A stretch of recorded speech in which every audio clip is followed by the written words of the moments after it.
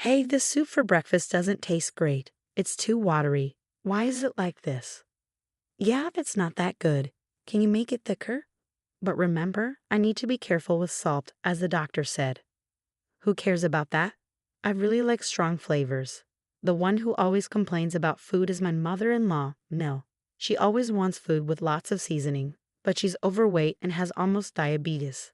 Her doctor warned her, but she doesn't seem to care and adds extra seasoning to everything I cook. I was shocked by how much salt and pepper she added to the soup I'd made carefully. Even though I use salt and seasonings with less salt, it seems like it's never enough for her. I worry she might get really sick if she keeps eating like this. Honestly, I wouldn't be too upset if something happened to her. Mill seems to enjoy making things difficult for me. She's always complaining and being mean.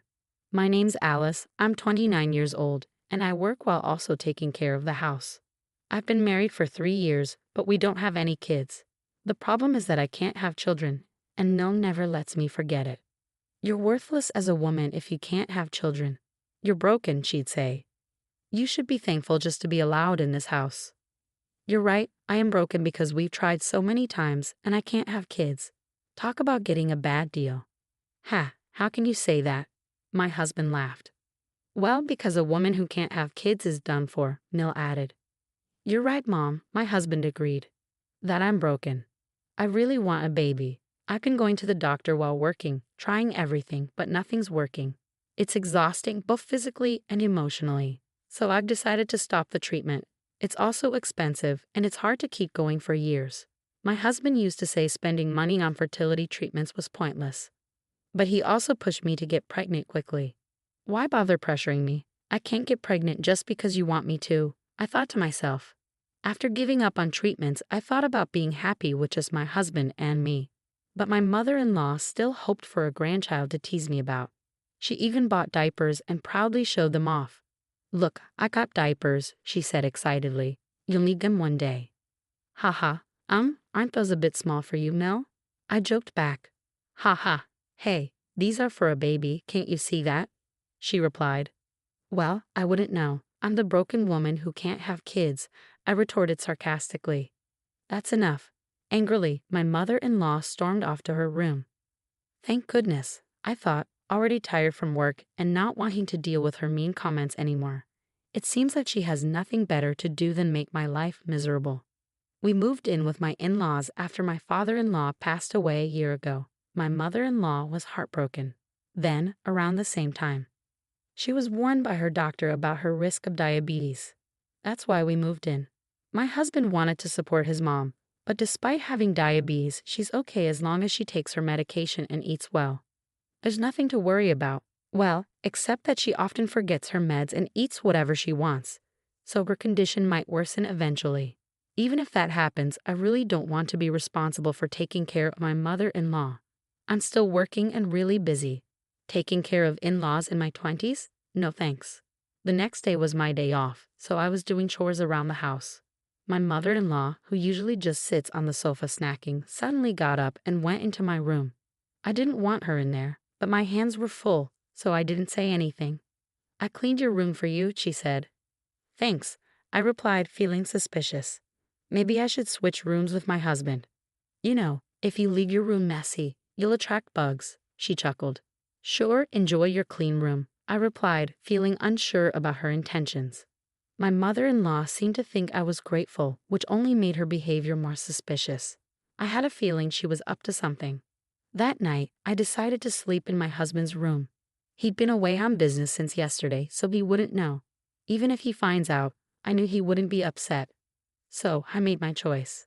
I work as a nurse with regular hours, so we have separate bedrooms. Part of it is because our relationship has cooled off, but mostly it's because I don't want to disturb him when I work night shifts. I waited until my mother-in-law went to her room, then I went to my husband's room. Okay, she's in her room, time for me to get some sleep too, I thought. And so, I ended up sleeping in my husband's room for 2 days. My mother-in-law started to get suspicious because I seemed too happy. She began asking strange questions. Are you sure you're not feeling any discomfort or anything? She asked. What do you mean? I replied, avoiding her gaze.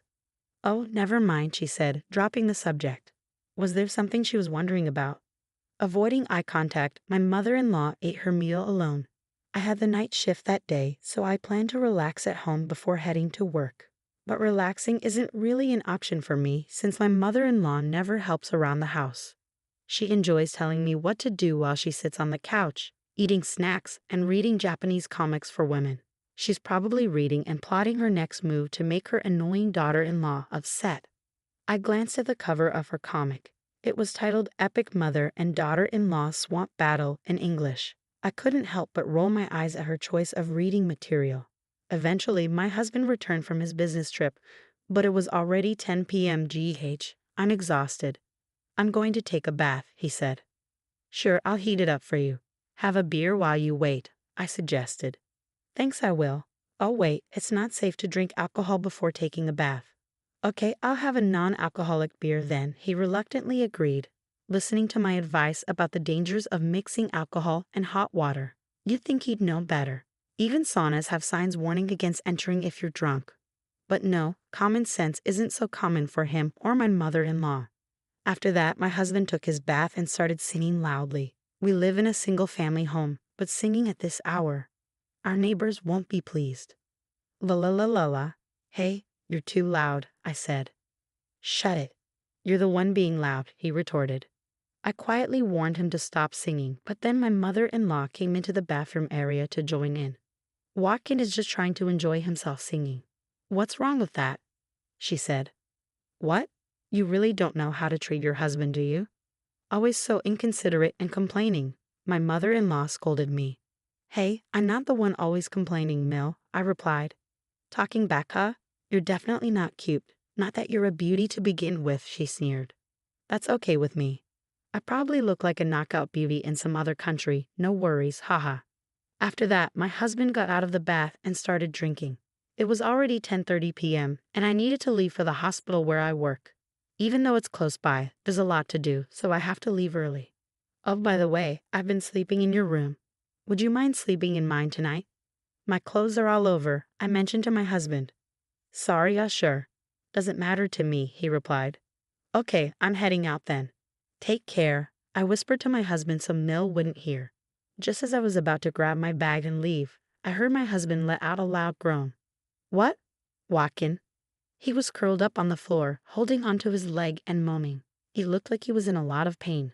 Mill's face turned pale, and she started to panic. What's happening?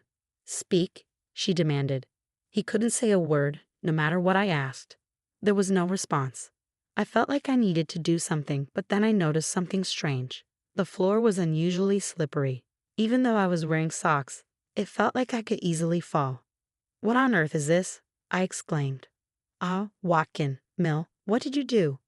I didn't do anything. It's not my fault, Mill protested.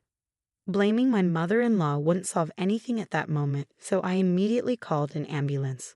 My husband was taken straight to our hospital, and work was the last thing on my mind. Even after we arrived, he kept clutching his leg, visibly sweating in pain. It hurts so bad, Watkin. Hang in there, please, I pleaded. Thankfully, a doctor was able to examine him, and he seemed a bit relieved. His leg was indeed broken, just as we suspected. It was a 5th metatarsal fracture, which made sense given how he slipped on that slick floor. His foot was visibly swollen. Usually, people get this kind of fracture by tripping or putting too much weight on it. Speaking from my own experience, I twisted my ankle falling downstairs years ago. I heard a loud snap, and the pain was unbearable. I was also diagnosed with a 5th metatarsal fracture. I was lost in music while walking downstairs, so it was quite embarrassing. I even lied to my close friends about it. Since his fracture didn't need hospitalization, my husband could come home. I was supposed to work a night shift, but my nursing supervisor insisted that I take the night off. It wasn't life-threatening, but I guess she was genuinely worried. I survived, but now I've got a fever, my husband remarked. Well, you broke your leg, so getting a fever isn't surprising. But why was the floor so slippery? Maybe we should ask Mill about that, huh? I suggested. Hey, what did you do to the floor in the room? I confronted Mill. Well, the floor was slippery. That's why I slipped and fell. I could have seriously hurt myself, my husband interjected. That room is for my daughter-in-law, so I greased the floor. What? I was hoping she would slip, So I put a lot of grease on the floor. I never expected you to go in there and slip, Mill confessed. Ah, unbelievable, I exclaimed. It turns out my mother-in-law intentionally greased the floor to make me fall. She had claimed to have cleaned the room, but her actual intention was to harm me. I'm furious. If I had entered that room, I could have been seriously injured. Breaking a leg would be the least of my worries. Hitting my head could have been fatal. My mother-in-law's actions are practically criminal. You're despicable. You're not even family to me anymore. I got seriously hurt because of you. I'm going to the police, I declared. Wait a minute. I didn't directly cause any harm, did I? Your wife is the one to blame. She told you to enter her room, didn't she? So this is all her fault, Mel retorted. Shut up. That's not the point. You're getting arrested. My husband furiously dialed the police. My mother-in-law tried to snatch the phone away but couldn't overpower him, even with a broken leg. My husband was desperately holding onto his phone, talking to the police. I couldn't help but wish I was at work, or even at the hospital, instead of dealing with this mess. Neighbors will eventually hear about this horrifying situation. Since she almost injured me too, maybe I should also involve the police. We don't know for sure, but she might be charged with attempted harm. Wait now. I don't want to go to the police, Mel protested. Really? You knew the risks when you did this, or did you think you could just make me disappear from this world? I snapped. Well, I did think it would be better if you just disappeared. Wow, you're the worst. Your mindset is criminal. Personally, I wish you'd just stay in jail forever, Mel sneered. Let's get a divorce, I declared. What? I can't keep living like this. If I stay in this house, I might actually be in danger one day. I'm too scared to live with that. Plus, I can't tolerate your lack of morals anymore, I explained. Wait, please don't say we'll divorce over this, my husband pleaded. Over this, you belittled me, called me defective. Do you even realize how much that hurts? I can manage without you just fine, I stated firmly. No, I need you. I was depending on your income. I even signed a new car contract. I finally got the Toyota Century I've always wanted from Japan. My husband protested. I don't care anymore, I said, feeling determined. I managed to clean the slimy floor and quickly packed my belongings into a bag. I stuffed more into my carry-on, took off my wedding ring, and placed it on the table. While searching through a shelf full of dishes, I thought about bringing the divorce papers. Ah, found it. The divorce papers you wrote before. Remember how you wrote that if I can't have a child within 2 years, we divorce? Thanks. I can't have children now, so let's divorce, I declared, holding the papers in my hand. You must feel relieved now, I added. Wait, what about the loan for my Century? My husband asked. Who cares? I replied dismissively. I left the house and went straight to the hospital. The compassionate charge nurse didn't ask many questions when I showed up. She seemed to understand I had my reasons. Being a nurse, I can support myself without relying on a husband. I wondered why I endured being treated poorly by my in-laws, enduring their mean comments. The whole situation felt ridiculous, so I decided to focus solely on my job and stop dwelling on it. The next morning, I filed for divorce, and he's now my ex-husband. Given the emotional pain he caused me, I consulted a lawyer about getting compensation. In the end, my ex-husband had to pay me, and I couldn't help but think serves you right. Since the police got involved, it seems the neighbors have been avoiding my mother-in-law because she blabbed about why my ex-husband broke his bone. Everyone thinks she's a terrible parent, which is understandable. My ex-husband no longer wants anything to do with her and seems to have kicked her out. Though there is some kind of survivor's benefit program, it doesn't pay much. She's been crying that living alone is impossible. She loves to eat, and because of her, our grocery bills were outrageous, so living on just the survivor's benefit would mean a very modest lifestyle. As for my ex-husband, I don't care what happens to him anymore. He mentioned something about taking out a car loan, but I have no idea what happened with that. I assumed he wouldn't be able to afford it on his salary. He took me for granted and thought I would contribute money too, which annoyed me so much. Even though he's not particularly wealthy, he's the type to buy a new car without thinking. Later, I started dating a doctor at the hospital, and 2 years after that, we got married and were blessed with a child, which felt like a miracle after all I'd been through. From now on, I'm committed to doing